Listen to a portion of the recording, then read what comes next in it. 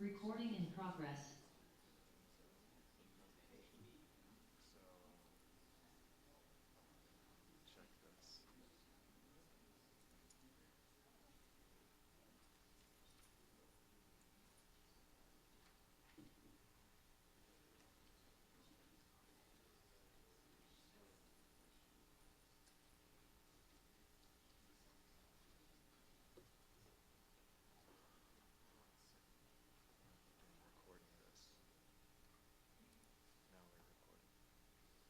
Dan, are we ready? Yeah, speak into the mic.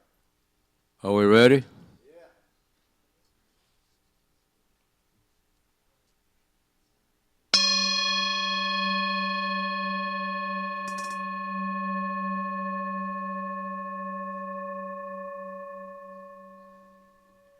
Is that close enough to the mic to be heard?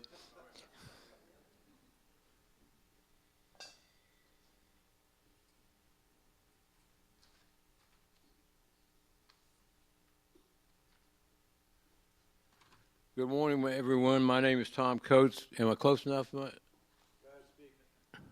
I got to join myself to it? Okay.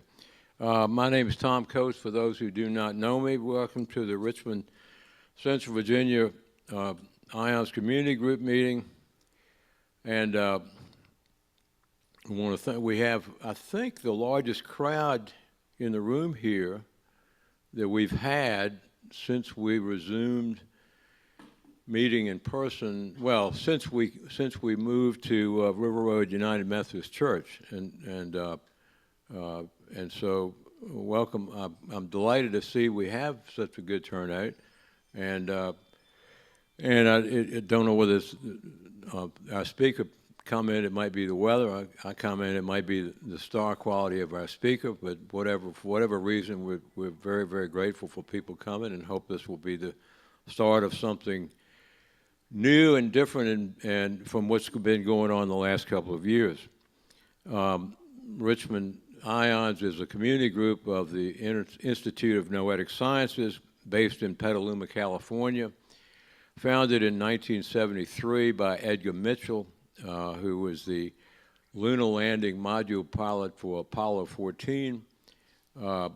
Edgar Mitchell, like several of his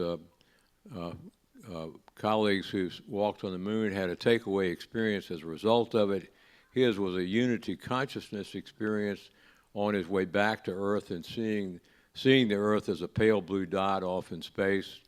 And so he decided in that moment that he wanted to dedicate the rest of his life to exploring the frontiers of consciousness, especially the interface between science and spirit. And so he resigned his commission from the Navy and from the Apollo program not long thereafter, and then with the help of a large donor, set up IONS as a byproduct, as a vehicle for that quest, and IONS has community groups all over the United States and Europe, some in South America, some in Australia, some perhaps even in India and Southeast Asia, and we are one of the largest, most well supported, and one of the longest running community groups in the in the IONS network, and without bragging, I think I can say with confidence that no group in the network has better programs than we do. That is something and that's a tribute to each of you and each of those out in Zoom land who support us, and we're very, very grateful for that. Very blessed as a result of the long years of support we've had from our participants, our members. They don't like us at ION Central to call ourselves members because they think of members as people who pay them money for participating with IONS. And I highly recommend that.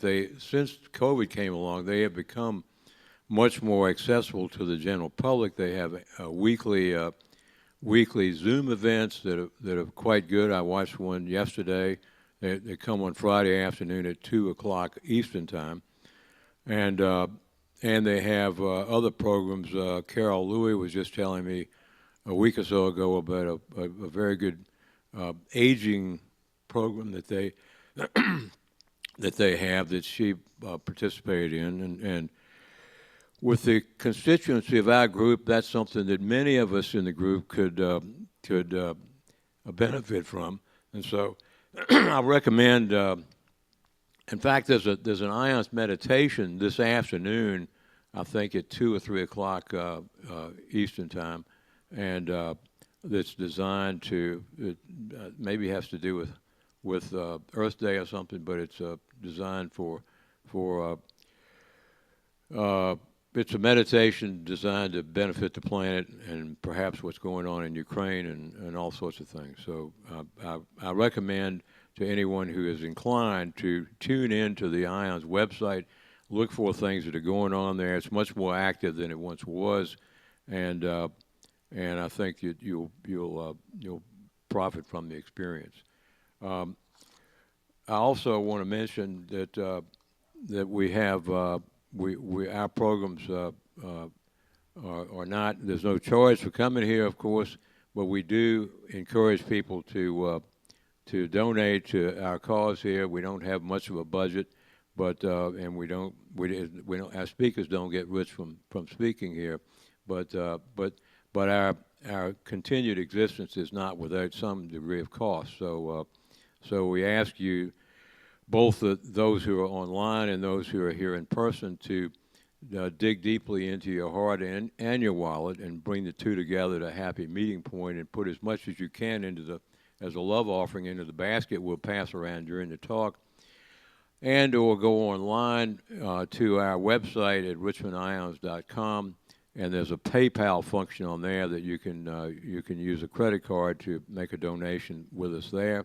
Or if you prefer not to do that, you can write a check to Richmond Ions and send it to me at the office, at my office, at the address that's on the flyer that goes out, or the address on the email that transmits the flyer.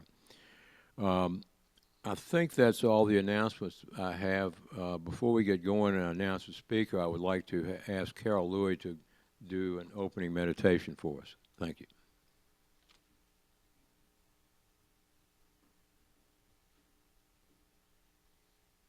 Good morning. So if you would begin by just focusing on your breath.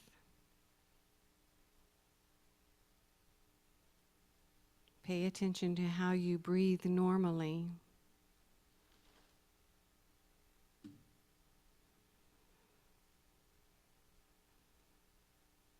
And as you focus on your breath, begin the process of letting go.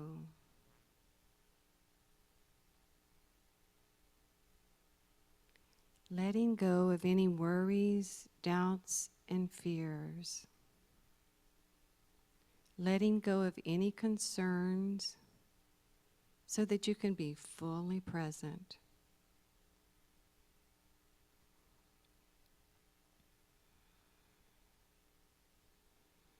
And now let us radiate the light from our heart center. You might even begin to feel your light expand beyond your physical body.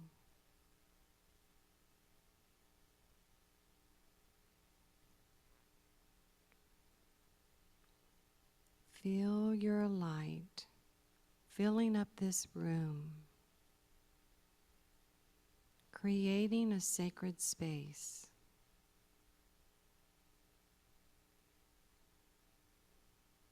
As we ask in the name of love, light, and truth, to open our minds and hearts, to go beyond time and space into areas of truth.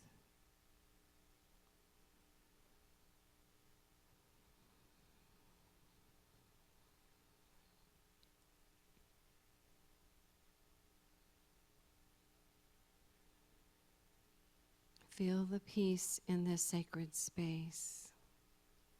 and the love, unconditional love that radiates from your heart center.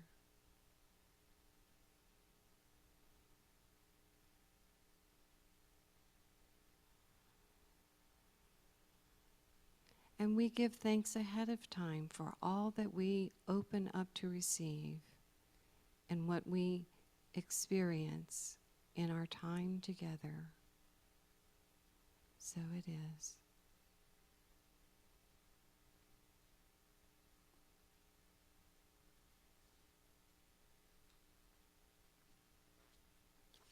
Thank you, Carol. Just before the meeting, Donna Fuller asked me if we could set up a program later this year or next year on ETs. Well, I didn't tell her, but we're very fortunate to have an ET as our speaker today.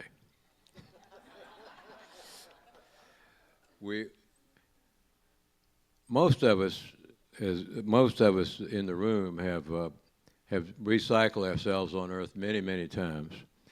And our speaker today is a Richmond native. He grew up here, went to Freeman High School, and so forth.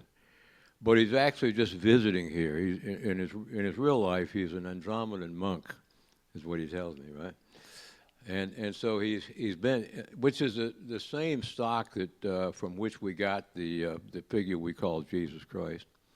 And so we are very, very fortunate to have him decide to incarnate in Richmond for his first and perhaps his only Earth incarnation.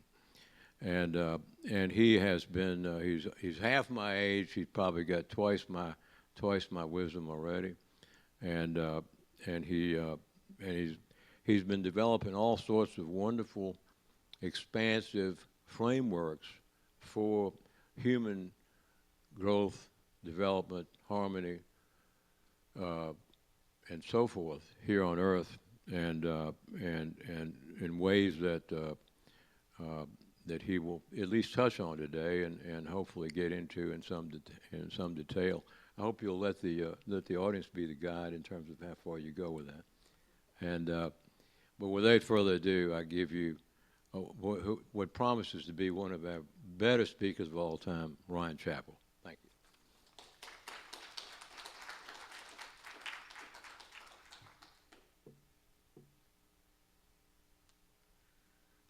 All right, thank you, everyone. Can you hear me pretty well? All right, how's this?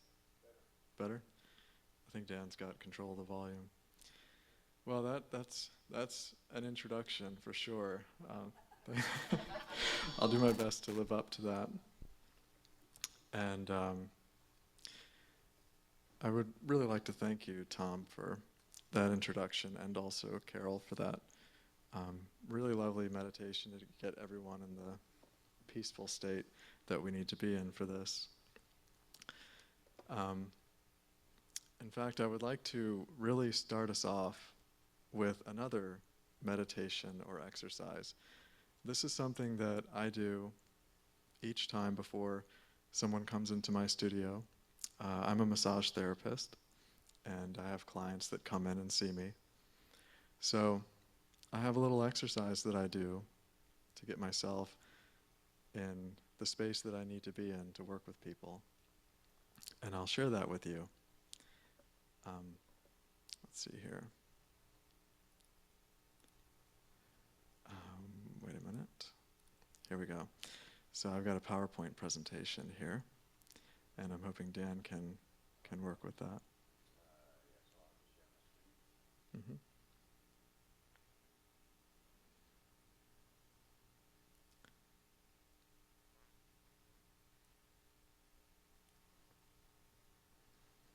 I'll just wait for him to catch up here.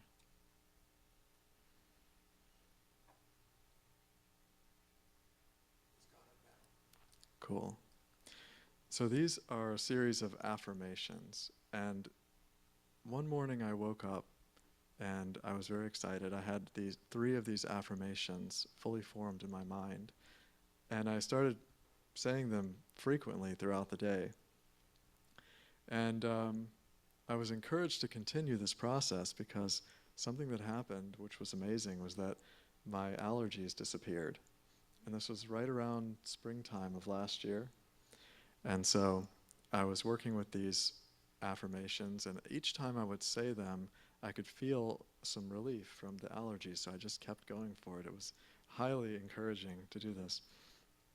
And it continued to work. And the most incredible thing was that when I would stop speaking the affirmations, I could feel the allergies come back. So that really got me thinking about the possibility of developing more and more of these. And I've been working with a close friend whose name is Tom Ariel, and he is a communications expert. For 20 years he worked in that field, and he has helped me to fine-tune the words. And by the way, Tom Ariel and I have spent countless hours on the phone just figuring things out. He is also a channel, and we've done a lot of that work. So, before each of my clients, I start off and I say, I am being here now.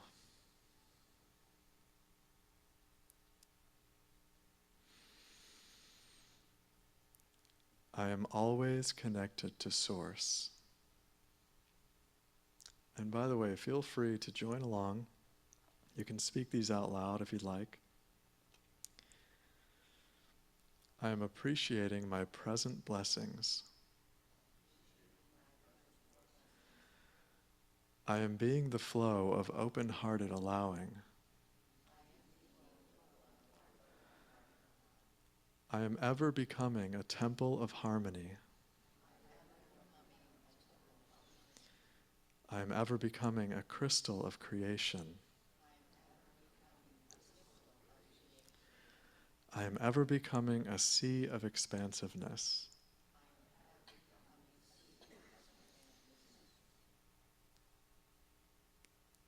And these are the ones that came to me that I woke up with that day. I am thinking and acting in alignment with my true self.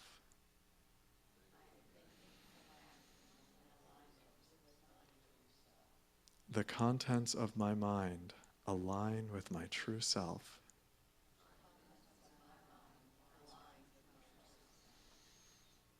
I am projecting to everyone who I truly am, emanating clear boundaries and opening up space for my true self.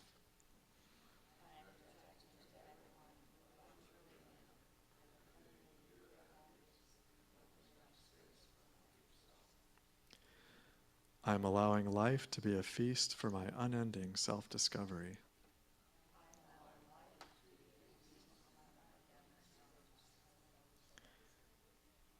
Oh, there's a little bit of technical difficulties with the PowerPoint presentation, so I'm going to let Dan figure it out.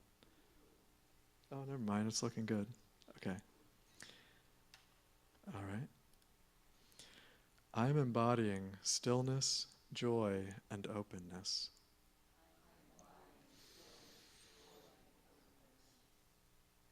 I am always easily releasing all that weighs down my true self.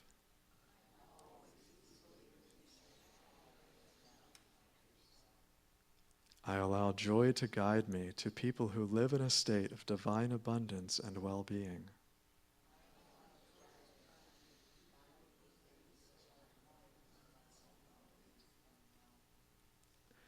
I am always making decisions based on the truth that I am a free and autonomous being.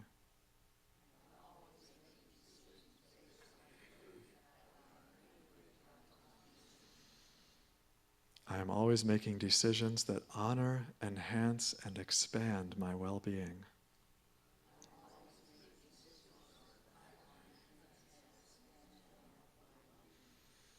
I trust my inner child to guide me to the source within me.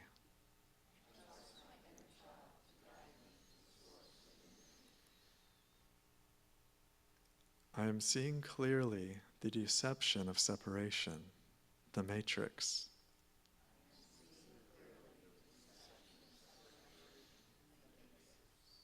I am seeing everyone as they truly are. I express joy of appreciation when others discover more of their true nature.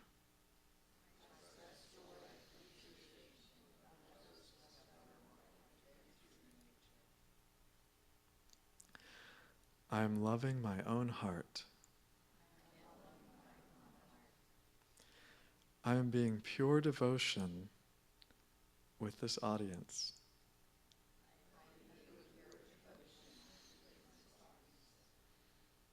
I appreciate nature as a restful sanctuary that invites me to just be.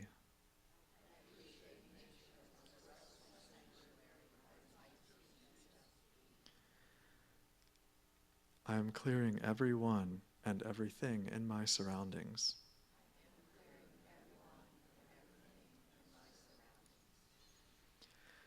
I am forgiving myself and everyone for forgetting who we truly are.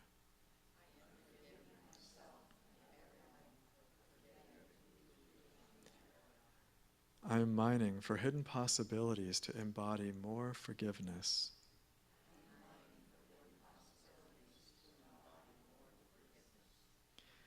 I am being pure forgiveness with this audience. And I won't do these last two because it would make everyone pass out. But those last two are designed to, of course, help you have great sleep right before you go to bed. And we can go back to the video. These next slides are being recorded. However, I think for this presentation, for the Zoom call, it might be better to have the video.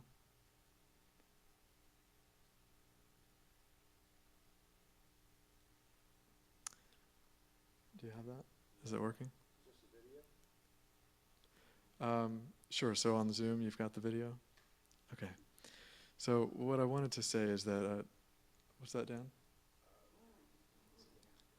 Get out of this? Yeah, stop the screen sharing if you could. Stop sharing, okay. Yeah. So I'm going to continue the PowerPoint presentation, and I'll ask Dan to return to it at times.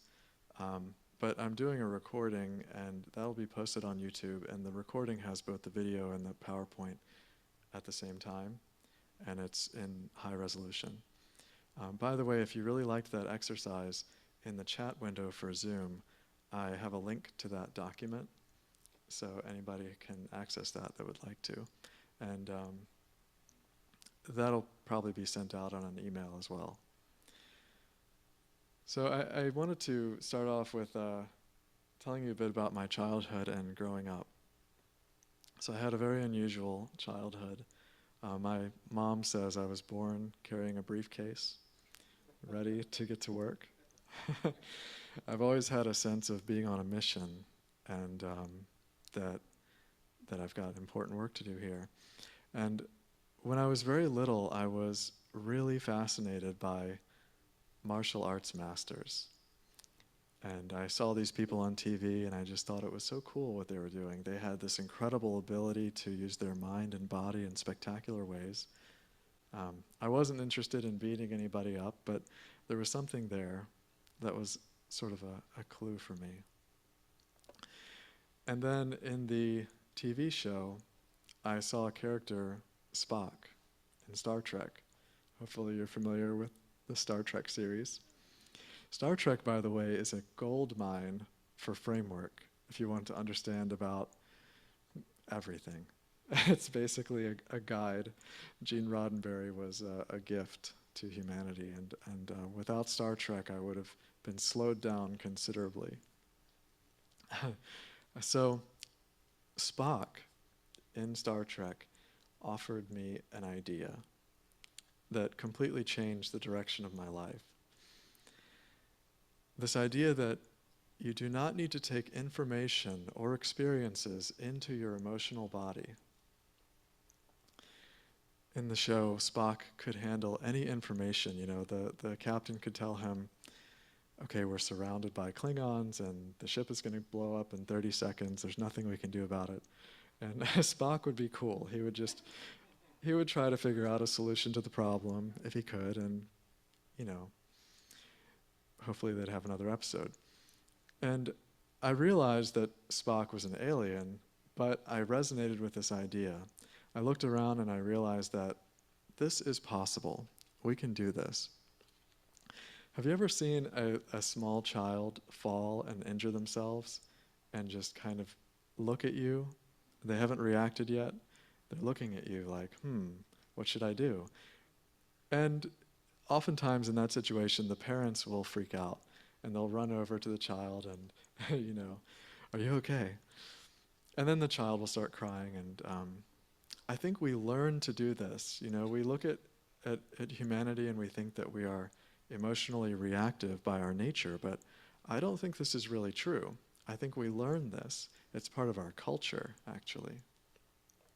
But it is definitely something we can transcend if we get onto this idea and we learn to feel what it's like to bring these things into our emotional body and how that causes us to react.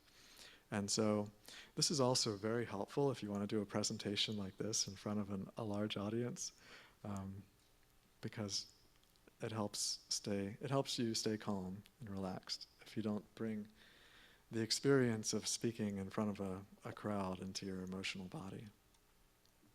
So I just wanted to give Spock credit because he was a profound influence on my life and my development. And then skipping ahead much further, when I was about 18 years old, I was in this work release program at school. And I had about 3 hours after school each day, and I got out of school early, so no one else was around. I had nothing to do, and I just felt inspired to go to this park and meditate. And I really didn't even know what meditation was at that point, but I just sat at this park and looked out into this field. And after about 2 weeks, something really magical happened. I discovered that my mind had become kind of like an obedient dog, like a servant, you know. My mind would just wait until I needed to use it. So if I wanted to think about something, I would think about something, and then it would just stop, and I would be quiet. And this became a default for me, so that, and that was about 20 years ago. So for the last 20 years, my mind has been just very quiet, and I would consciously engage that when I wanted to have a conversation with myself or think about something, but otherwise it would just kind of stand by. And that was very important for a few reasons, and I'll get into that more later, but that was another huge and important part of development for me. And then I spent over a decade working in a wood shop. And this was something that I never would have imagined that I would do. When I was growing up, I thought maybe I would be an engineer or something with technology because I was into that and still am. But yeah, I went to a wood shop and I was really good at it, building things, and probably because it takes a lot of planning work. And so I got kind of sucked into it, you know? And that, you could say, was like an incubation period for me. And then I had a wake-up call. So about 5 or 6 years ago, I was in a car accident. And I was miraculously uninjured. Well, I was injured, but not significantly. And what happened was I was crossing downtown on Cary Street. I was crossing a road, and a motorcycle was doing 90 miles per hour, and this was caught on video footage. So they were able to calculate the speed. So I looked over and I saw this motorcycle coming, and I knew that it would hit the driver's side door, and I thought for sure that it was going to go straight through the truck that I was in. And I thought that I was going to die. I thought I was going to be vaporized, actually. And the thing that amazed me about this was that I was thrilled about it. Yeah, I was never somebody that had, that wanted to die. I was a pretty happy guy. I was always very joyful. But in this moment of knowing that I was going to die, I couldn't have been happier. I was really thrilled. And then I felt guilty about that. Right afterwards, I felt guilty. I thought about my mom, and I thought about other people, and I realized that they would, not be so happy about it. But that taught me something. I realized, okay, this is really unusual. I clearly am not afraid of death. I had no idea about that, and not only that, but I'm looking forward to it, apparently. So, but that situation taught me that I could die anytime, and I better get to work. If I was born carrying a briefcase and I was ready to get to work then, what have I been doing all this time, working in a wood shop, which clearly wasn't authentic for me? It wasn't my soul's purpose to build things out of wood. It was cool, and it was an artistic expression of some kind, but it wasn't me. It didn't utilize any of my unique qualities. So, the first thing I did was I joined meetups. I actually was at home, and I was on my couch. I remember it clearly, and I sensed the motorcyclist who died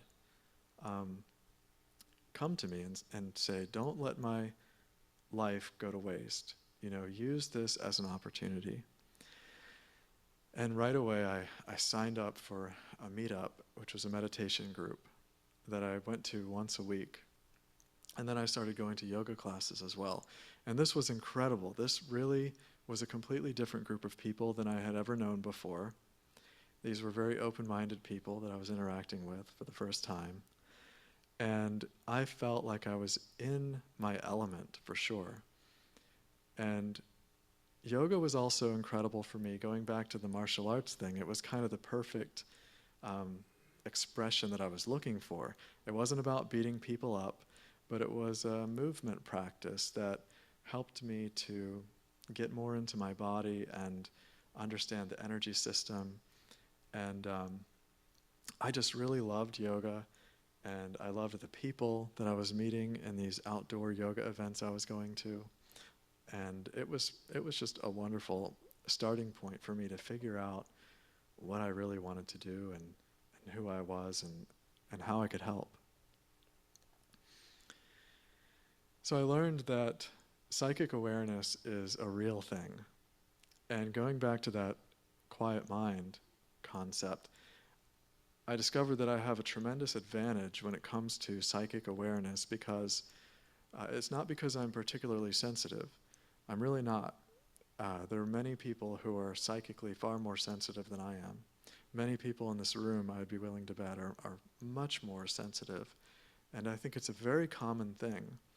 But the reason we don't realize it's so common is because our thinking is happening so much and so consistently that we get confused about what is us and what is perception. But since my mind had become quiet, there was a lot of empty space, and I had learned to really recognize my own thoughts. And generally, I just assumed that everything was perception unless I consciously started a thought process. I assumed that it wasn't mine. And this allowed me to develop a lot of framework about psychic awareness from this perspective of having a very quiet mind.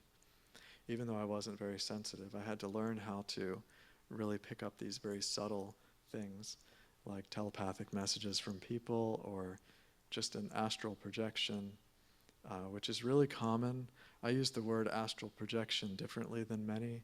I'm not talking about someone doing remote viewing. That's actually a very advanced thing that it's a pretty impressive feat. But when I talk about astral projection, it's more like if we think about someone, on a subconscious level, we may project our consciousness to their vicinity. And I was noticing that kind of thing often. And I think we do it all the time. It's happening, it's incredibly common. So I started really understanding psychic awareness and documenting how it actually works. And then I realized that I had been channeling my whole life.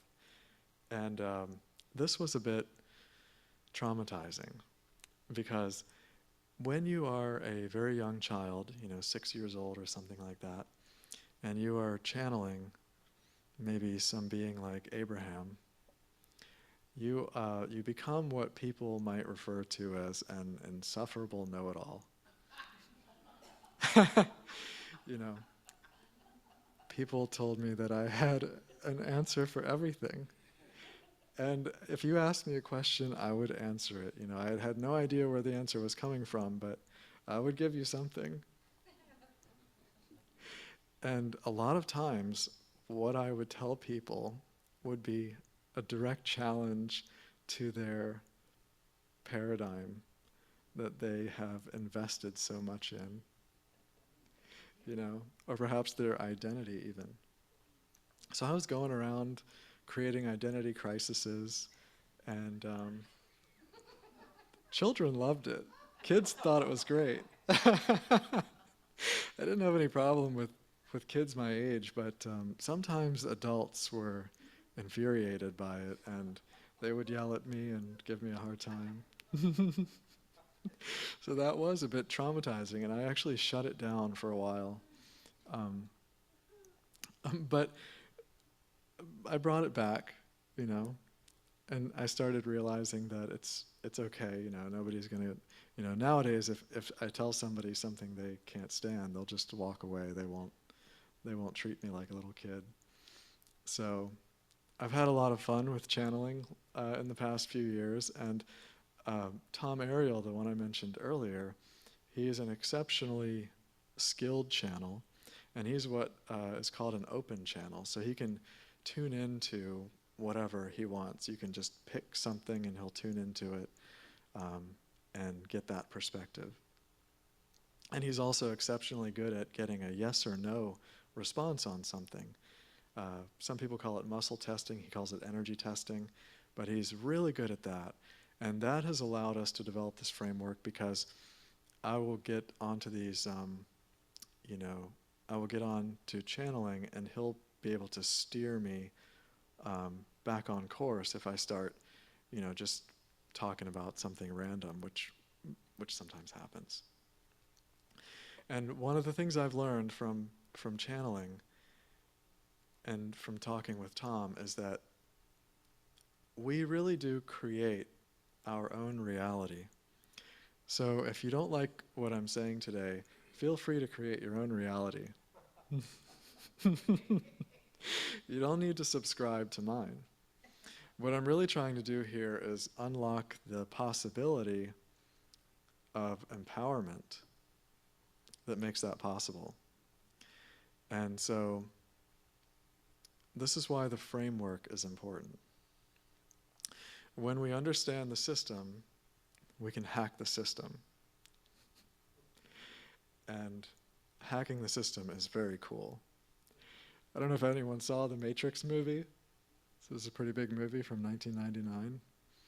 And that movie isn't too far off in a lot of ways, because that movie proposes the idea that there's a system of rules, and that we are existing within those rules.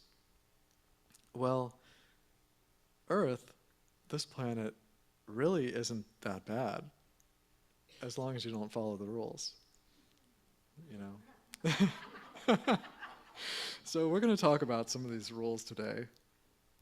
And when I was little and I was channeling, I used to call them the rules of society.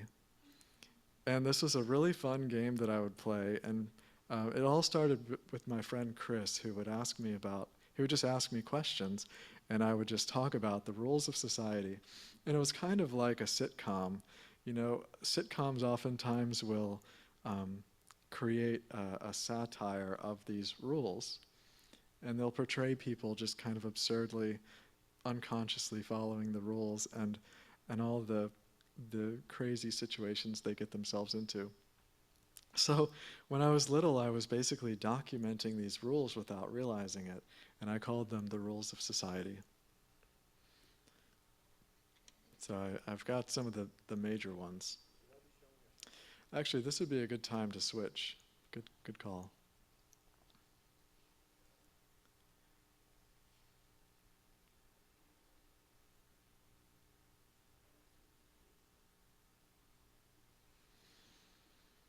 I'm just going to wait for Dan to catch up here. And so the name of this presentation is The Plane of Being and Playfulness. So this is not something you've probably heard before because I made it up, the plane of being and playfulness. But it's often called the causal plane or 5D consciousness. People talk about, okay, we're going into 5D, or human beings are ascending. Well, what does that really mean, that we're ascending? So I'd like to talk about that today. What is actually 5D consciousness, and how do we get there? So in this slide, you can see that there's an image that I have that represents the being in playfulness, or 5D, and it's a peaceful place. I'll start by saying that. But to understand the plane of being in playfulness, you need to understand where we're coming from. And that's the plane of information and form. And that's on the next slide. Okay, so I'm representing that with a picture of a city. And this is important because when you look at these two slides, you might notice that the plane of information and form, although it's a lower vibration, might appear to be more advanced. You know, there's a lot more development there.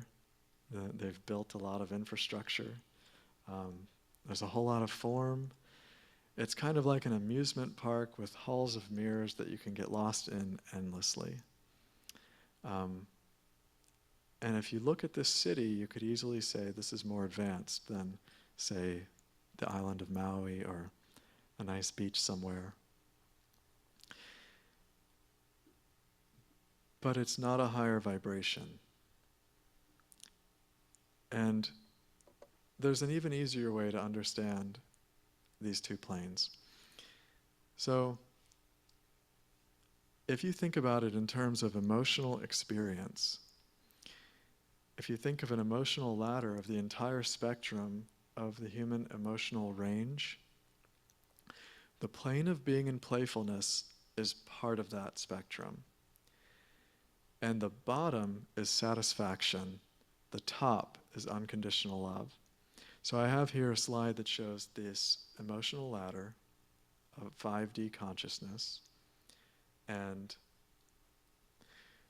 I'd like to propose that we can live our entire lives in this range where satisfaction and serenity are as low as it goes. That's the baseline. All you have to do is stay in the plane of being in playfulness. So I'll show you the next slide, which is the plane of information and form. And these are the emotions that a lot of people think of as human emotions. And they are, but it's not the whole story. And when I was growing up, people would often say that I was unemotional. But I would tell them, well, do you think that I'm joyful? And they would say, oh yeah, you're one of the most joyful people. You're always laughing and smiling and having fun. And I was like, well, do you not consider joy to be an emotion? And the fact is, a lot of people don't, I think. I think they think of the lower vibrations to be the only legitimate emotions. And here they are, loyalty's at the top. And that's pretty nice. Excitement, that's nice. Gratitude, wonderful. But if you go to the other slide, I won't do that here, but you'll notice that generosity is on that slide for 5D, as opposed to gratitude. And think about generosity as opposed to gratitude. Being in that state of generosity, that's a very high vibration compared to gratitude. And this isn't about better or worse or right or wrong. We're just talking about higher and lower vibration here.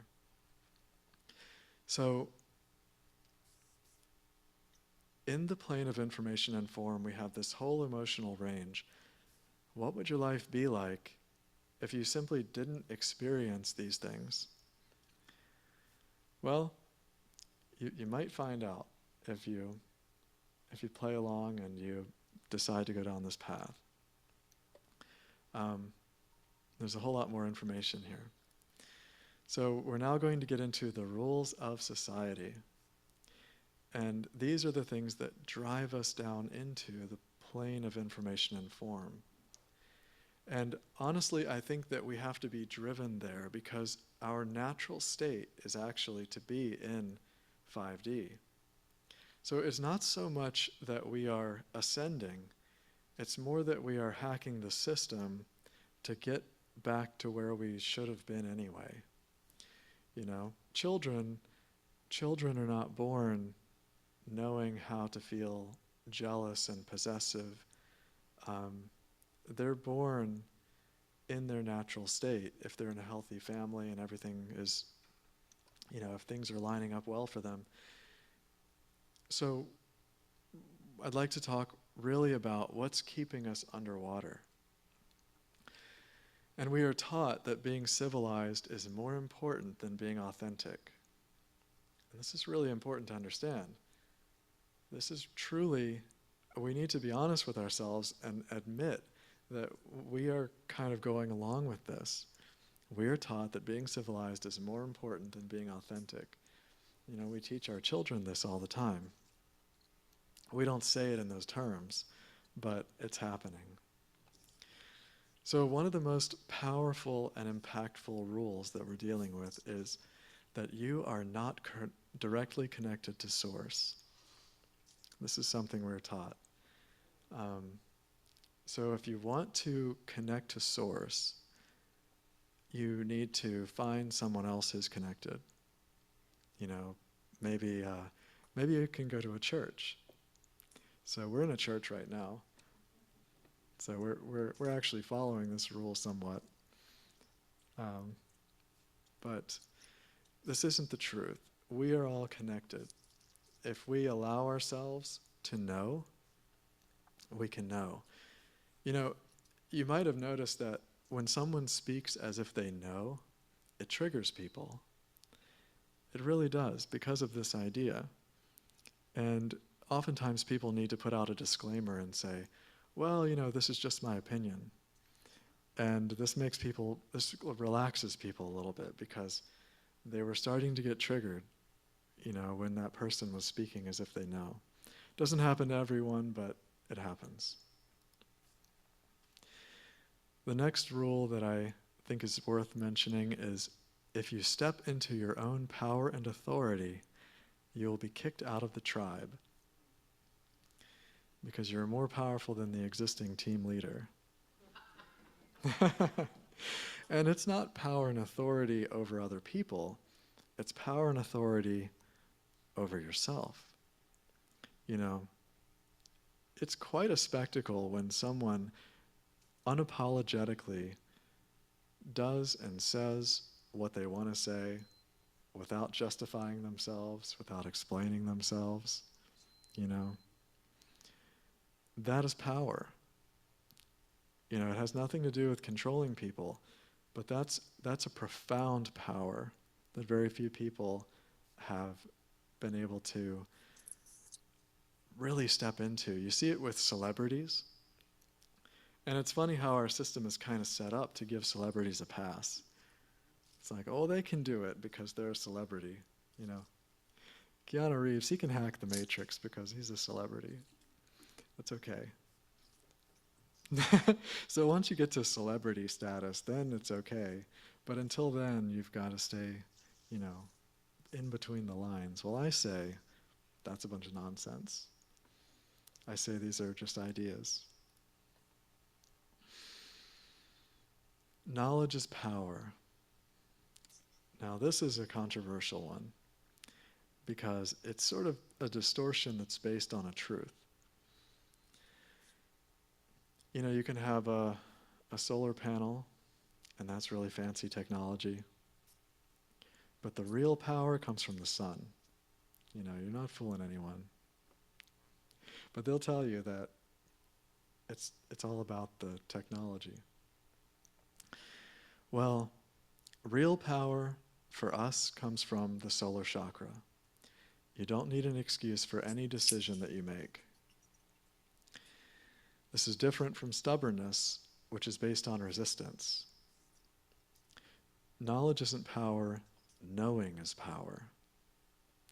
I know who I am. When you know you can do something, you can do it. It's very important to let go of this idea that knowledge is power. Knowledge is a useful tool, and it can do great things. You can make solar panels with it. I hope they make us a lot more of those. I think those are great. But let's really acknowledge where the power is coming from, and we won't get stuck in that trap. Okay. Simply being is absolutely forbidden. You ever seen that kid in the classroom who's off in the corner daydreaming? That is not acceptable. We need to put a stop to this immediately. So you need to watch TV, check your Instagram feed, do something productive, you know. And this is really funny because when we are simply being and we are using our imagination, we have an opportunity to create our reality. And if we're never doing this, if we're never giving ourselves that reflection, if we're never giving ourselves that time, then we'll be far more likely to go along with the rules, to play the game, to be in the matrix.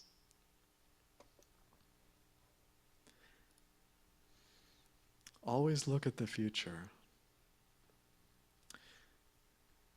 When is it going to happen? What's your plan? You know, worrying is the responsible thing to do. This is what good people do. They worry.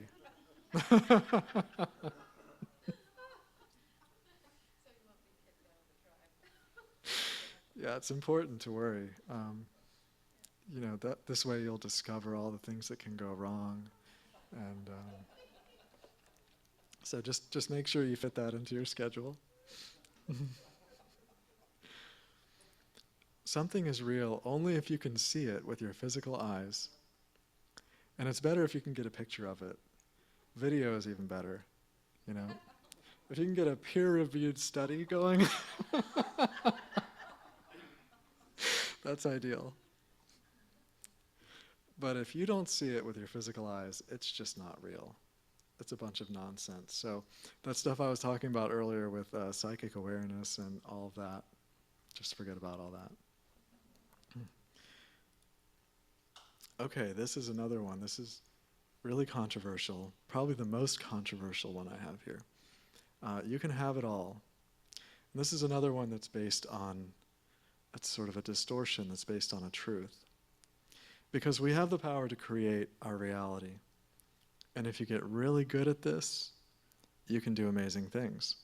I mean, look at Oprah and all these celebrities. They have more than we probably could imagine for ourselves, you know. So I'm not saying here that you can't have it all, but the idea that you can have it all is something that hurts a lot of people, because if you don't have the tools and you don't know what you're doing, and right out of high school you buy that huge house and that expensive car, you might have just entered into the system in a way that is very inauthentic for you. And it might take you a long time to get out of that. So I think this is sort of an idea that has been hoisted upon us enthusiastically to sort of, to help, I don't know, the banks, probably. It's not for us. So, you know, it's not a limitation if I say, so it's not true for me to say you can't have it all, but it's also not true for this to be unconsciously driving you, this idea. And there's another thing that's important about this. We have an incredible power to decide. And when I decided to become a massage therapist, I decided to stop being a woodworker. And that was kind of controversial. People were saying, you know, oh, you're so good at this. You build these amazing things. Why don't you do both? Well, I didn't want to do both. I wanted to focus my energies on massage therapy. And I wanted to be all in. And there's amazing power in being all in with something, you know? And we can utilize this power of being all in when we can also wield the power of deciding to remove things from our lives. And that is just worth some consideration, I think. You are responsible for the emotional well-being of others. And again, this is sort of a twist on something that is true. And what is true is that you can have a huge impact on the emotional well-being of others. Maybe not Mr. Spock from Star Trek, but for most people, you can have a huge impact. So that was kind of twisted into the idea that you are responsible for the emotional well-being of others. And this one has caused more problems than you can imagine. It leads to discord, and it's incredibly disempowering for everyone. By not taking responsibility for other people's emotions, you actually help them step into their power, autonomy, and freedom. And so I would propose that we are not responsible for the emotional well-being of others. So that's just a warning to anyone. If they are expecting me to be responsible, it's not going to happen.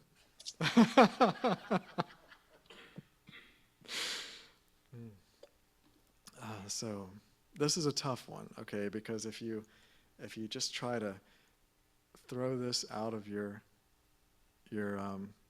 identity, it'll freak people out. You know, people are used to us taking responsibility for their emotional well-being, and so you know, it's definitely worth mentioning, but it's one of the more challenging ones to implement.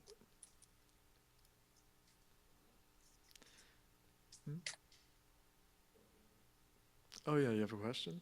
Go ahead. The other thing, the other side of that is, if you're making yourself responsible for the emotional well-being of others, you're avoiding making yourself responsible for your own well-being. That's right. Tom makes a great point. Yeah, I'll repeat that. So Tom mentioned that if you are taking responsibility for the emotional well-beings of others, you're oftentimes not taking responsibility for your own emotions. And this is very true. If we do that for someone else, we might expect them to do that for us. That's a great point, and a really important one. So a big part of that is taking responsibility for your own emotional well-being. And that is absolutely within the realm of possibility. We can do this, and it's powerful. So the next one is money can buy happiness. And another one, of course, that is kind of a distortion based on a truth, money doesn't destroy happiness by any means. There's plenty of wealthy people who are happy. And there's plenty of poor people who are both happy and unhappy. But authenticity is the more important factor here. And so this idea kind of hides the more important truth that authenticity is really what determines happiness. If you're a billionaire and you've got an amazing environment that you live in, but you're not authentic, you don't feel free to express yourself. You are sort of doing what everyone expects you to do, but not what you really desire. You're probably not happy, and there's tons of people who talk about this. So if you want to be happy, we need to find a way to be more authentic, and that's going to get the job done. And you see oftentimes children in high school or an environment like that, they have the hardest time with this because they're in an environment where they really feel they have very little room for their authenticity. They're kind of in almost like a prison environment. And so they are experiencing some of the least room for authentic self-expression. And this is why they're unhappy, in my opinion. It's not about the fact that they're just teenagers. It's the environment that they're in. And I really hope that in the future we completely reform this whole thing, especially since we just disproved that knowledge isn't power. So we really don't need to mess with that too much. So I want to talk about getting triggered. And you can tell this guy is triggered from his face, Being triggered is, in mental health terms, it's when something affects your emotional state, often significantly, by causing extreme overwhelm or distress. A trigger affects your ability to remain present in the moment, and it may bring up specific thought patterns or influence your behavior. Much of the time we get triggered because people are not doing what they are supposed to do, according to the programming, of course.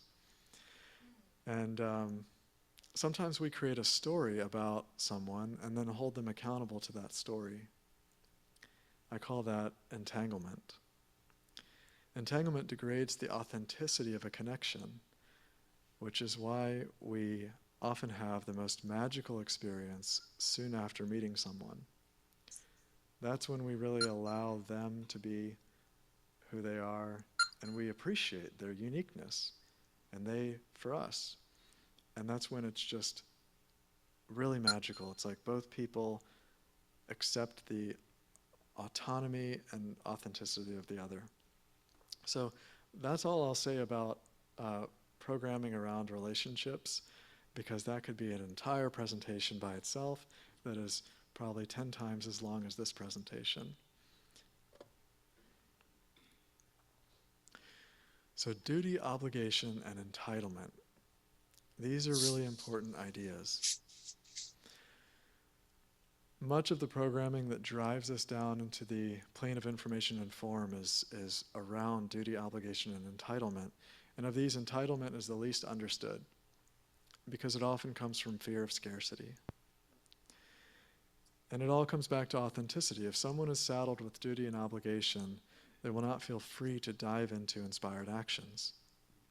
You might need to run out of your house and drive somewhere without taking the time to explain yourself. Asking someone why can be tremendously disempowering for them. To be truly authentic, we must be able to do what feels natural for us without justifying our actions. We may have no idea why we do what we feel inspired to do. And a long time ago, I made a commitment to myself to never ask anyone why, ever. And it's an interesting exercise to do, because you'll find yourself wanting to do it, But it's actually pretty easy to train yourself out of it if you want to try it. It's kind of interesting. But it gives people a sense of freedom. When they know for sure that you're not going to ask them why, that you're just going to trust that they know what they're doing, whatever you feel inspired to do, whatever you feel guided to do, that's awesome. I support that. I don't need to know why. How could I possibly understand your perspective? I don't know. It doesn't matter. So, we do this to each other because we are trying to figure out how much someone might be basically fitting into our idea of them. So it's kind of about this entanglement thing. So, but by the time they finish explaining why to us, then they're probably confused and discouraged, and maybe they've lost their enthusiasm. So I just wanted to take a minute to really emphasize this. And the next one is devotion and dedication. This isn't programming, it's actually an alternative to the programming. This is a much higher vibration than obligation. If someone came in for a massage and I gave them work out of obligation, they paid for this massage, I've got to do it, that wouldn't be a great experience.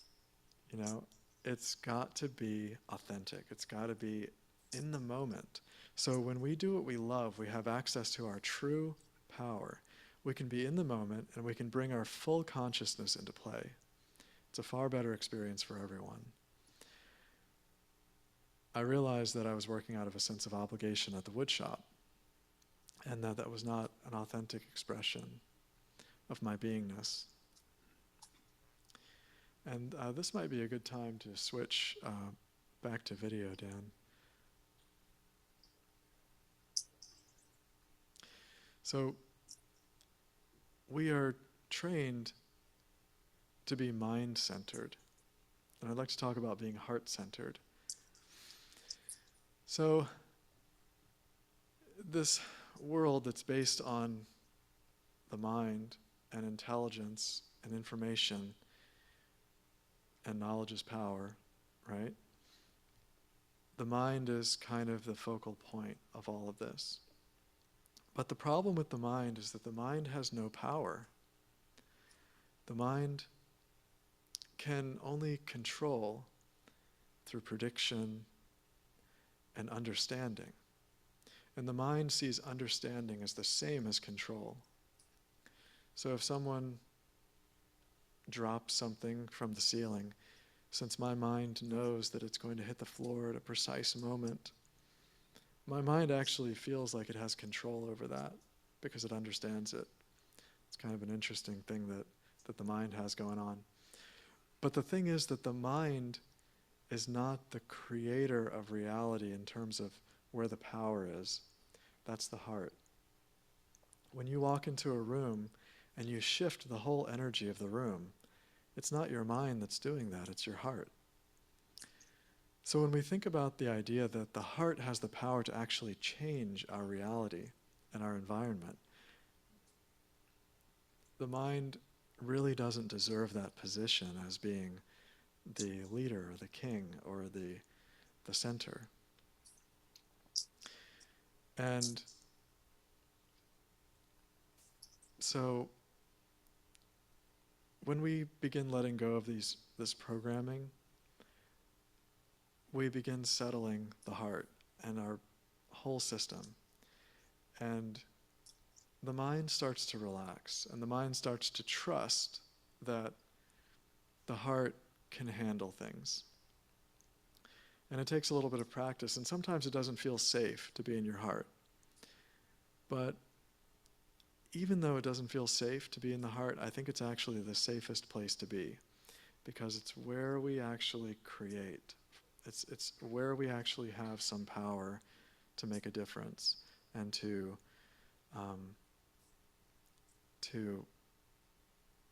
help really navigate. So it's like when you're being heart-centered, you're in that place where you can go with the flow. You can follow that inspired action. You can channel the answer instead of having to think about it ahead of time. You can just know something. So being in the heart is really important. And the last thing I really want to talk about is, what is a healer? You know, people have been telling me that I'm a healer. It's not something that I ever say about myself if I'm introducing myself to someone, but throughout my life, people have been telling me that I'm a healer. And I've found that very intriguing. And they never told me what that meant. So I tried to figure it out. You know, what is a healer? And I think a healer is basically anyone who can help someone figure out who they are and gain some better alignment with their true selves. You know, so someone that's holding space for someone to be authentic. If you're a truly non-judgmental person, then you're a healer, because in your presence, people will feel more comfortable being themselves, and they will find a path to that authenticity. So I think that's really what being a healer is. And if you can do that from the plane of being in playfulness, then it's better because you have power. You know, there's something I'm going to share in the recording. So for anyone who's watching the recording of this, you'll be able to see this. It's not going to be on the PowerPoint presentation, but I have a graphic, and the graphic shows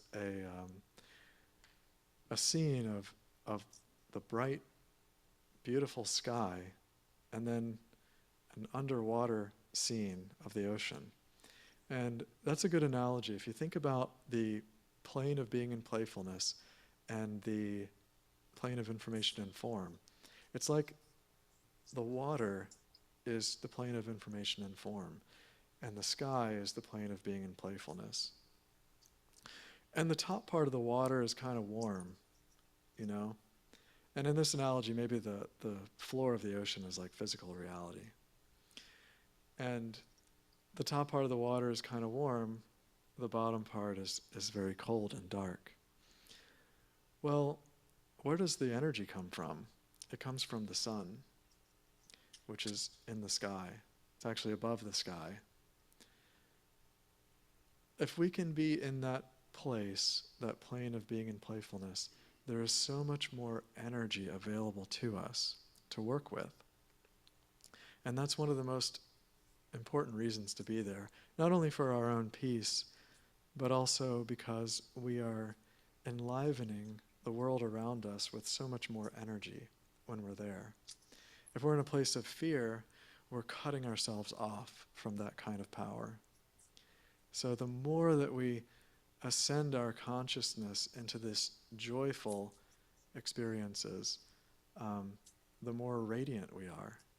So when you combine this kind of radiance with this unconditional quality of really supporting people to be who they are, then I think that makes you a healer.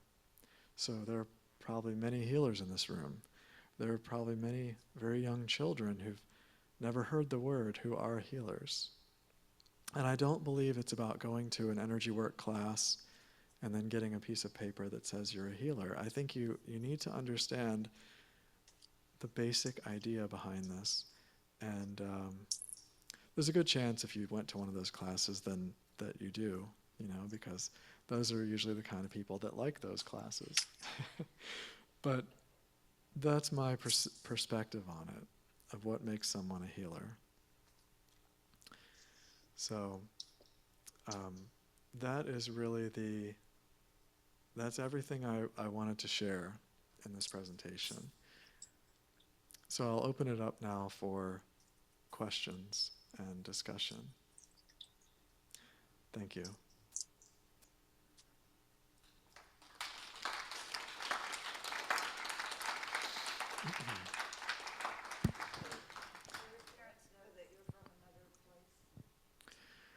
Well, so she asked the question, do my parents know that I'm from another place? And my mom is also from another place. I'm not sure if she's aware of that, but she's from the same place that Tom Coates is from. That is from well, very specifically, it's a colony in the Pleiades that the Andromedans set up. So she's Andromedan living in the Pleiades, well, where she came from before this lifetime. And that is just from channeled information. So the Andromeda, by the way, is another galaxy, and it's a very peaceful place.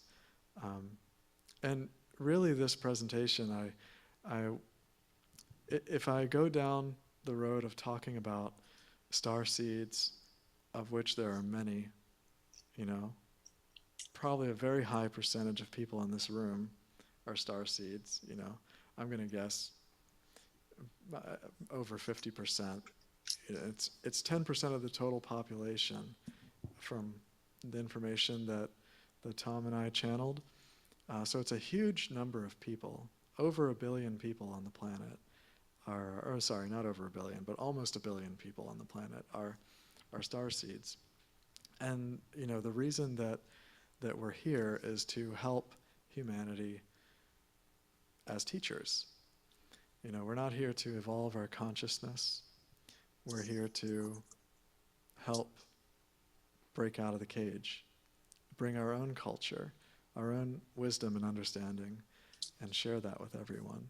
So I would suspect that probably, well, more than half of everyone here is a starseed. I mean, it could even be much higher than that. So it's not anything too special. It's kind of special, but it's common at the same time. So, any other questions? Yeah, so I would just like to get some organization here. So anybody on the Zoom, please raise your hand and I can see you, and then we can get that question asked. And also anybody in the room here, if you would come over to the mic, that would be appreciated. That way people on Zoom could hear your question as well.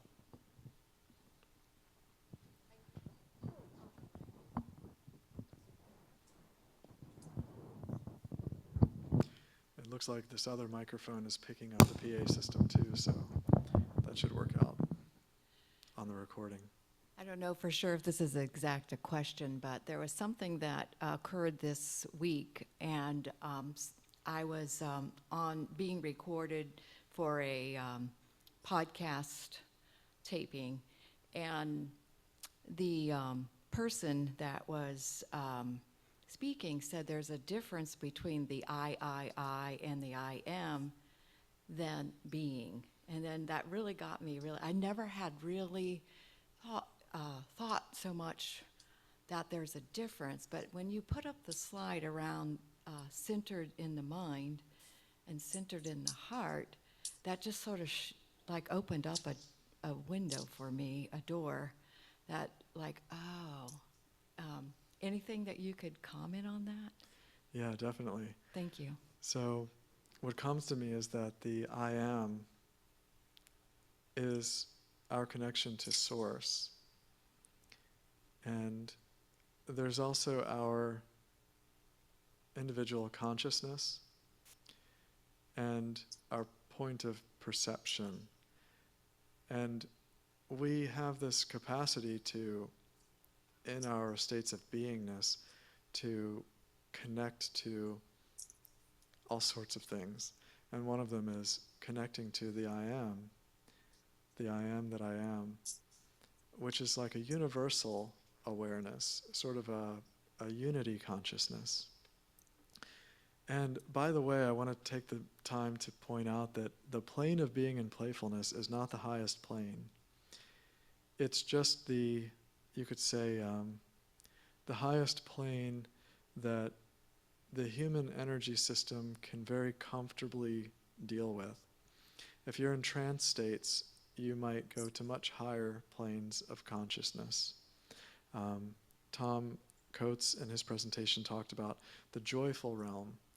And the joyful realm is a much higher plane than the plane of being in playfulness. And so the plane of being in playfulness is more like you're walking around everyday higher plane, where you can function and do everything that you normally do in your life easily without tipping anyone off that you're tapping into some higher place like that. And probably with a lot of skill and training, you might be able to be in higher planes and walk around and function. But everyone here in this room could easily function normally while being in that plane of being in playfulness.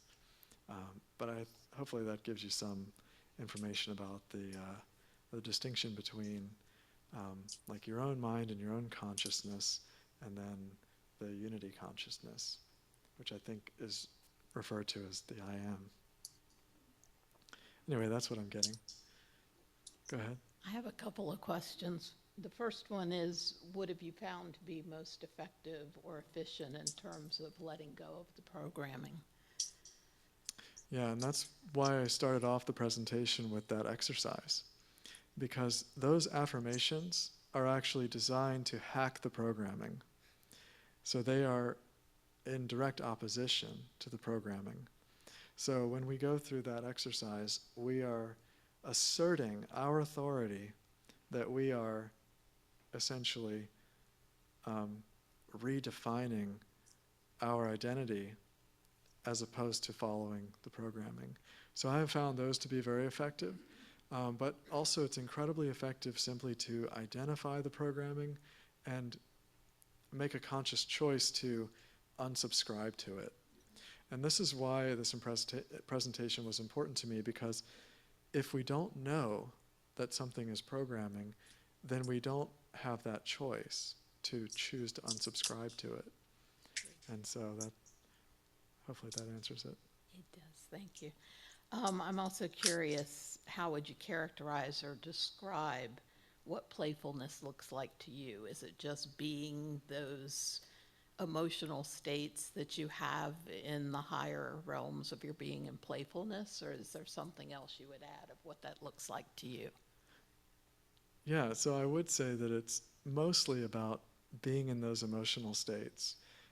If you're in that place, if that's where you are in your way of being, I call that being playful. I have two comments. The first comment I want to make is that I am extremely grateful for your expose about how being in the heart space rather than in the mind space, and how also this whole idea of being a mentor or a teacher or a healer of other people keeps you in the mode of being in the deep plane, or rather than in the one above where you're mechanical, because of the fact that I struggle with that immensely. And the second thing that I want to say is that this whole idea of entitlement, I think that all entitlement comes from the fact that someone has a hole, a void, something that is extremely empty. And it doesn't really matter what the hole is about, and we don't need to know. If we could just understand that the entitlement is a cry for somebody, for love, for somebody asking to be filled, and without judging them, if we could just try and find some way to fill them. Yeah, and that's a good point, and it's a challenging thing, because entitlement is, of course, a result of, the way we've been traumatized or trained. And so the approach on this is one where we can easily get into a place of enabling, and that can be kind of tricky. We don't want to just cut people off necessarily and say, well, I found out that entitlement and duty and obligation are nonsense, so I'm just going to completely omit that from my experience. These things are, I've often said that it's kind of like running a marathon, you know, this idea of deprogramming and adjusting the people around me to the changes in my way of being. And when it comes to this process of deprogramming yourself and healing, something that's really important to remember is that the path that you're on is more important than where you are. So even if you're at the beginning of the marathon and you've got a long way to go, you're in the marathon, you're in the race, and you're getting somewhere with it. And our healing is like that. You know, and it's worth it. Even if it seems like there's a really far way to go, this journey of deprogramming and becoming less entitled, becoming less obligated, it's the kind of journey that makes your life more fun every step of the way. You get more freedom out of it every step of the way. So even though it's a long, long journey, there's kind of no disadvantage to it. It only gets better when we gain more freedom. We may trigger people. We will trigger people, you know. And that's part of this journey because we're all taught the same rules. But they get used to it. I've watched it happen. They get used to it, and then eventually they're grateful for it because it is empowering for them to deal with someone who isn't playing those games. And so, yeah, just be aware that if you're on the path, you're on the path, and that's fantastic. Mm-hmm. So I'd like to thank Wilma for putting her hand up. Wilma, why don't you unmute and ask your question? Okay.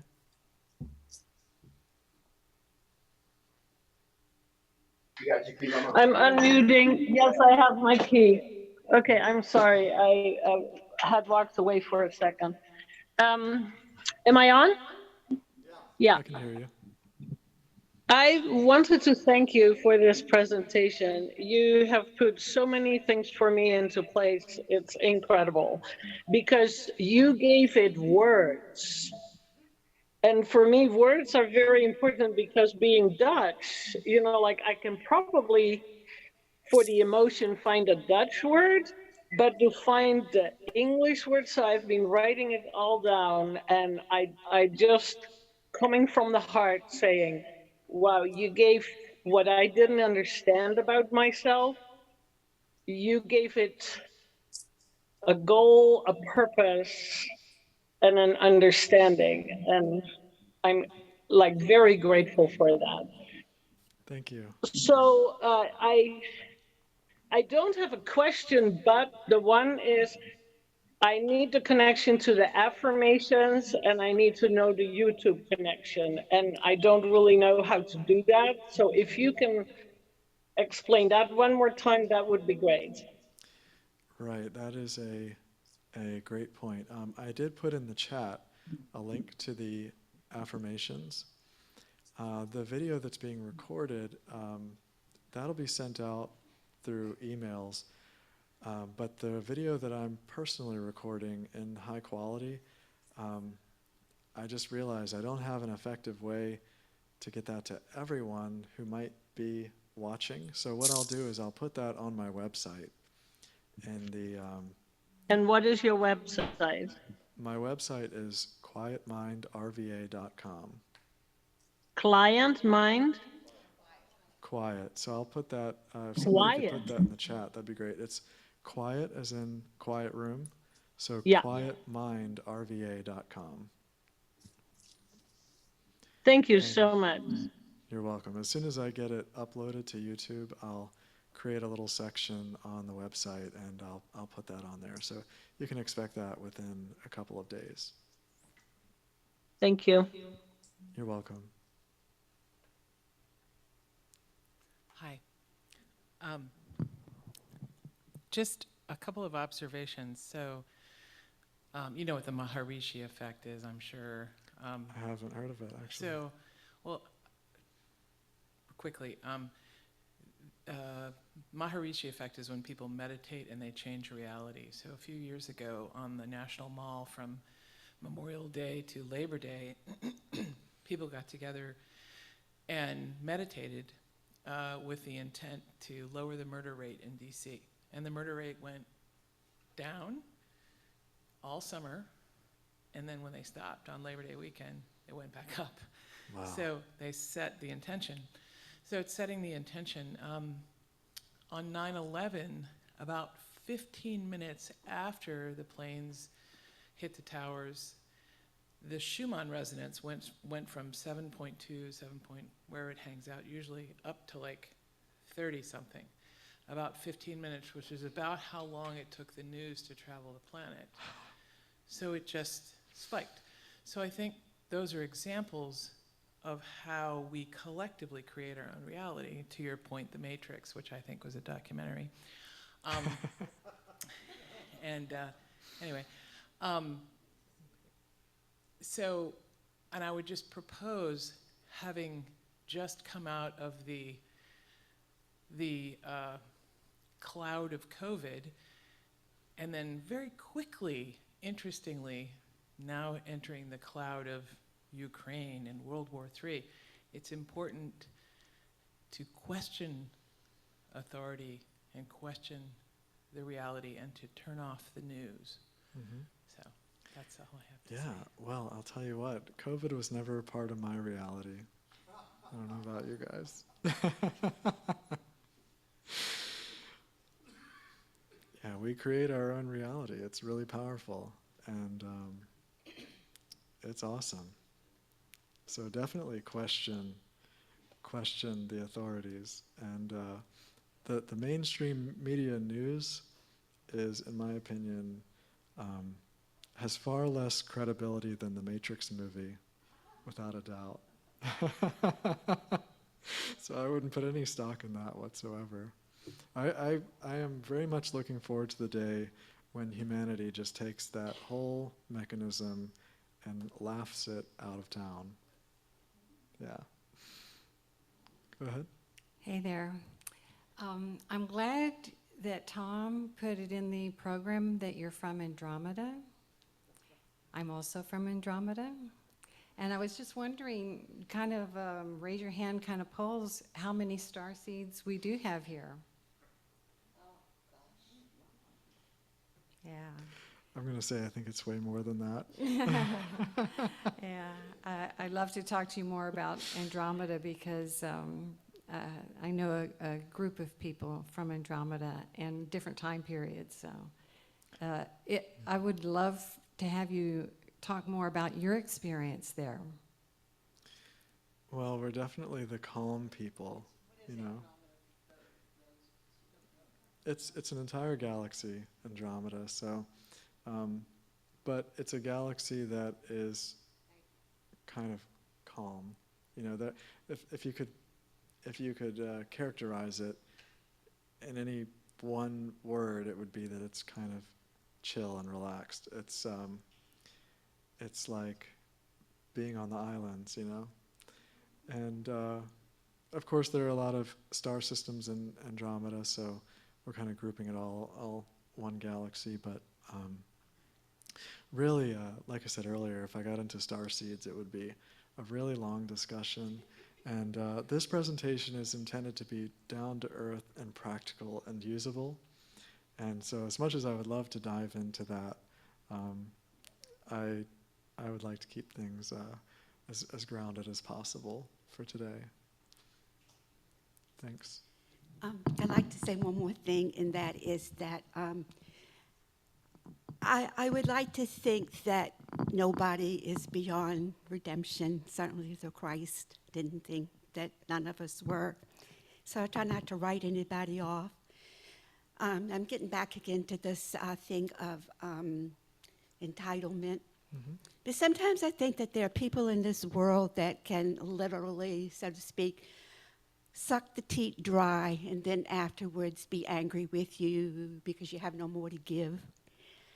And I wonder if at that point it's time to say you don't have any more to give and then leave any effort to be anything to that person.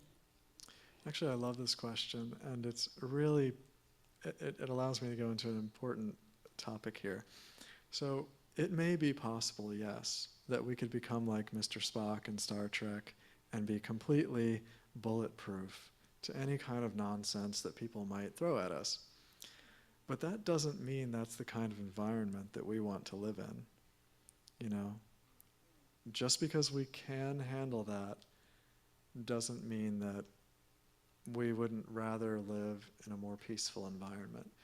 So I think that there are plenty of times where the best option is to just walk away from someone who is just totally unreceptive. Like I was saying earlier, it's not our responsibility. It's our responsibility to be authentic. If there is a responsibility, that would be what it is, you know? So we've got to ask ourselves, like, what is really authentic? Am I doing this for this person out of obligation, or is this actually part of my path, part of my soul's purpose here? And if it's not part of your soul's purpose, if it's interfering with your soul's purpose, then I say walk away. You know? That's how I feel about it.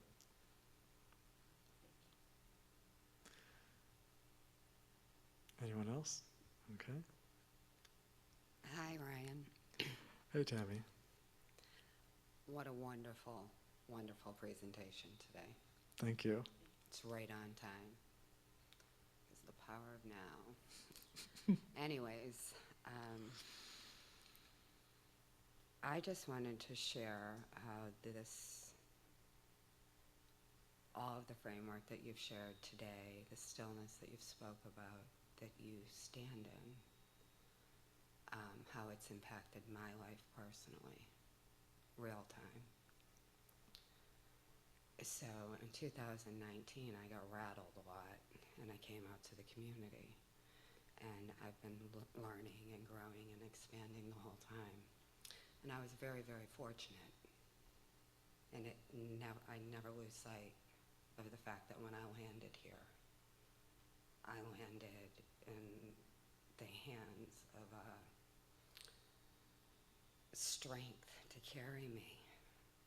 You know, I didn't know what was happening on a lot of levels, but the framework and the channeling of yourself and Tom Ariel and Tom Coates and the input of Carol and so many other people, Dan, in this room, has been exponentially critically important to my own growth and stepping into my own authenticity.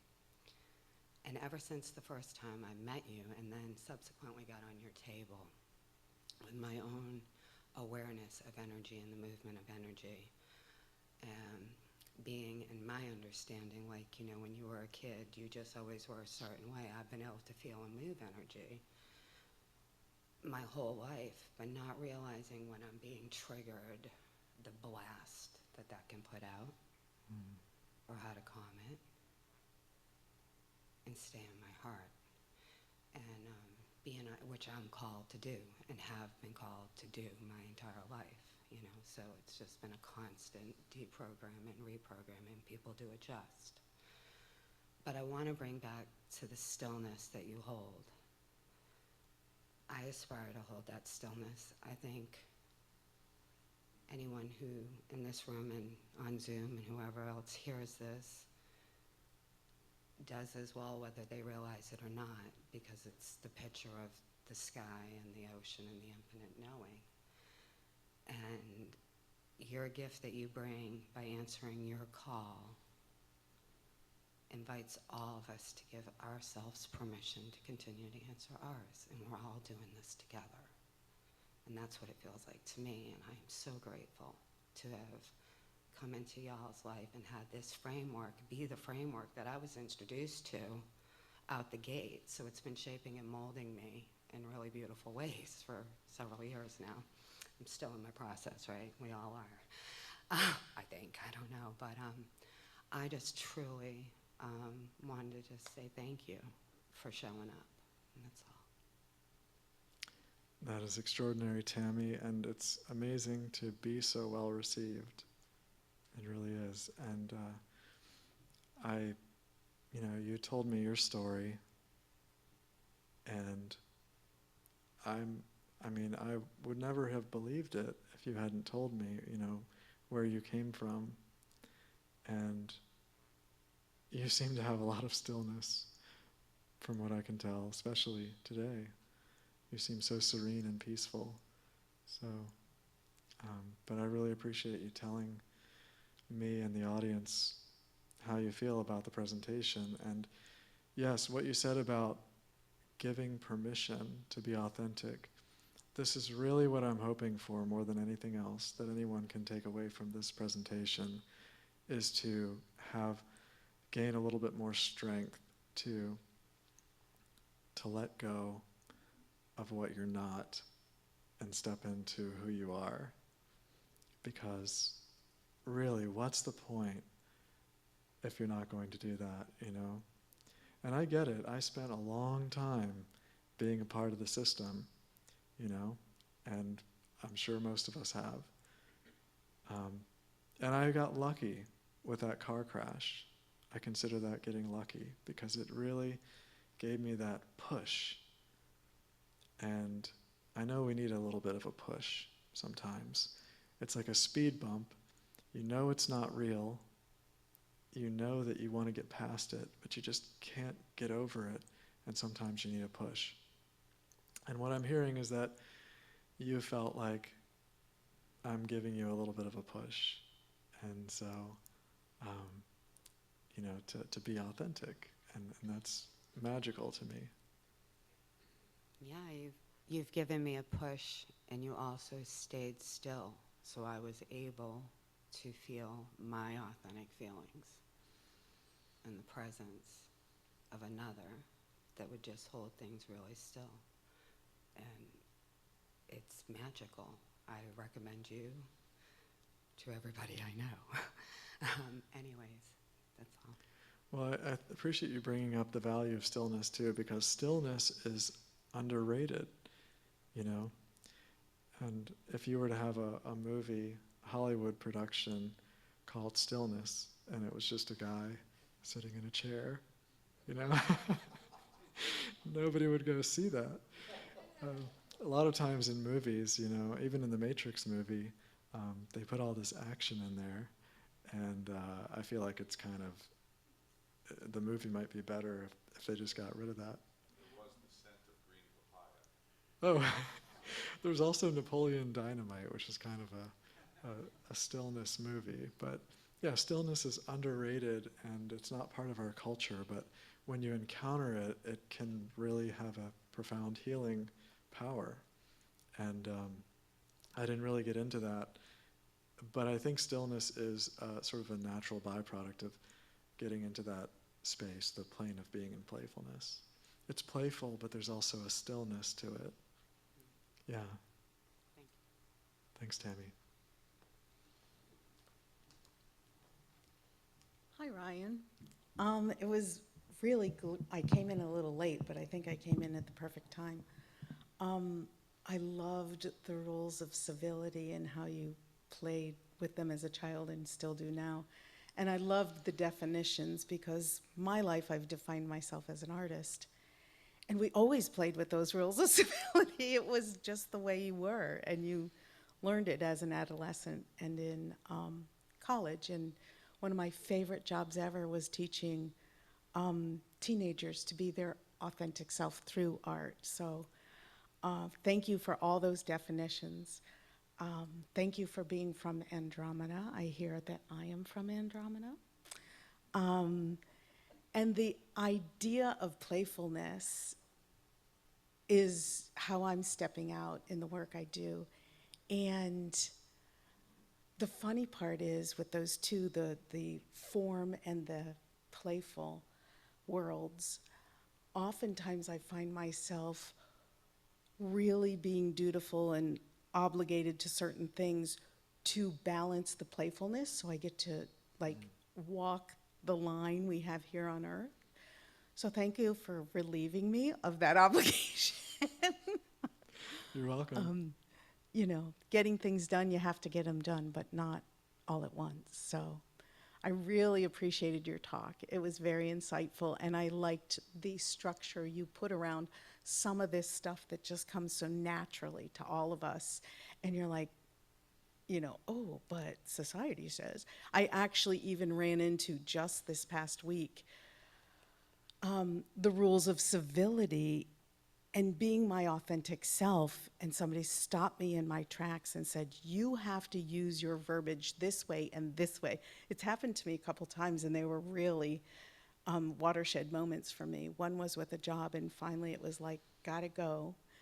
And the other was when this was, you need to use this verbiage when you speak to me at these times. And I'm like, wow, I didn't think I was a mean person, but the person was taking me not using that verbiage as being mean, when I was just being authentic, speaking the way I speak. So that was a really interesting insight you gave to me today, and I really appreciate it. Thank you so much.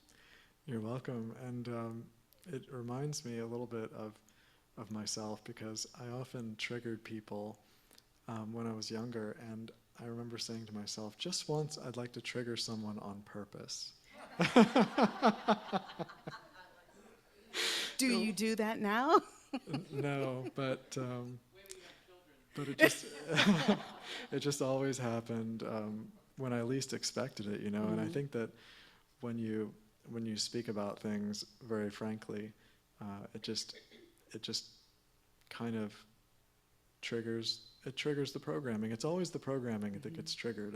Our true selves are not getting triggered, you know. Who we really are is not getting triggered. If you had no internal conflict at all, you're not getting triggered, you know? So people are getting triggered because they've got their own stuff going on. Somebody else can hear the exact same thing and have no problem with it, you know? You can have 10 people in a room and only one person will get triggered, you know? So you never know, and it's always their stuff that gets triggered. But you know what's funny about this is that I got to the point of looking at people getting triggered as kind of a commercial break. You know? So it's like, okay, well now it's the programming talking, I'll just wait. And what's funny about that is if you don't engage with them being triggered and you treat it like a commercial break, they're kind of forced to accept the fact that it's their own stuff. You know, if you're not reacting to them being triggered, then you know what I mean? It's very revealing. So you're welcome to take that idea of, you might laugh though if you remember this and you think of someone as a commercial break when they're being triggered. You might laugh out loud. It's happened to me before, which might trigger them even. But still, it's fun to use that tool.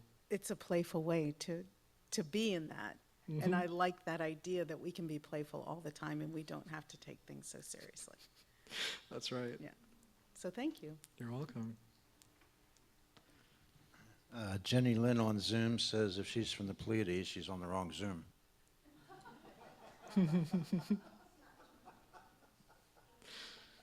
Thanks, Dan. Well, that seems to be about all the time we have. So I'll let Tom Coates come back up to the podium and close us out here. So I really appreciate everyone coming. It's a really nice crowd, much more people than I could have hoped for. And I'll see everyone around. Thank you.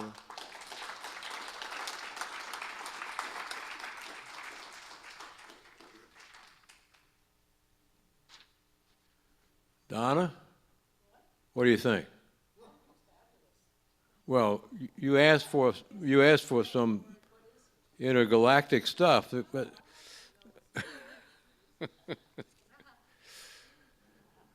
Ryan, that was really fabulous.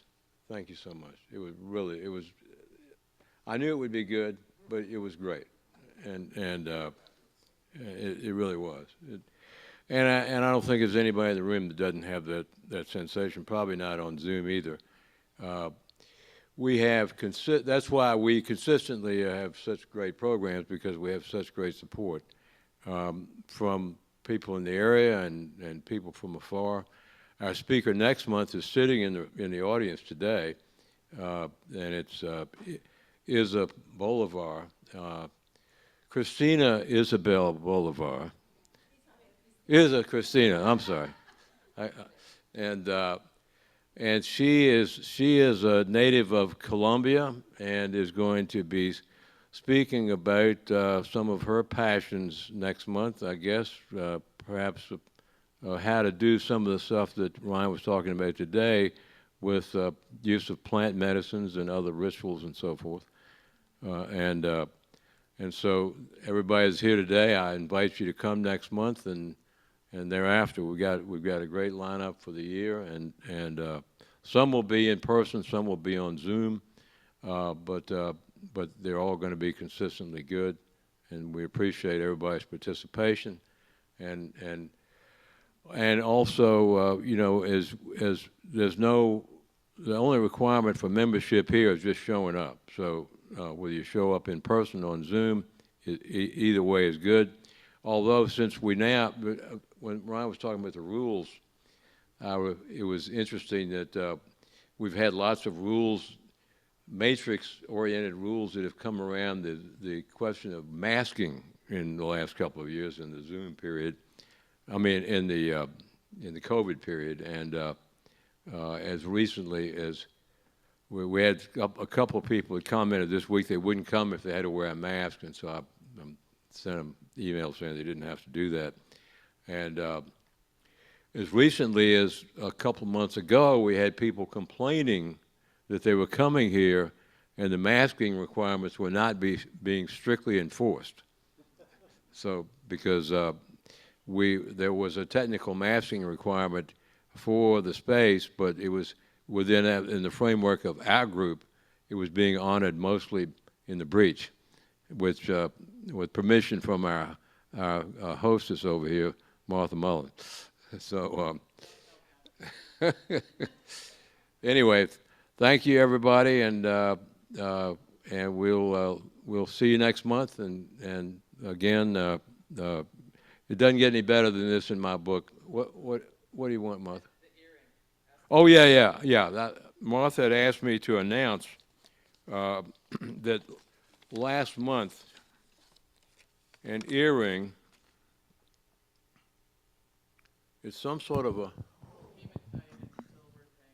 hematite and silver. So, but my divine guidance told me the person who lost the earring is probably not here today. Okay.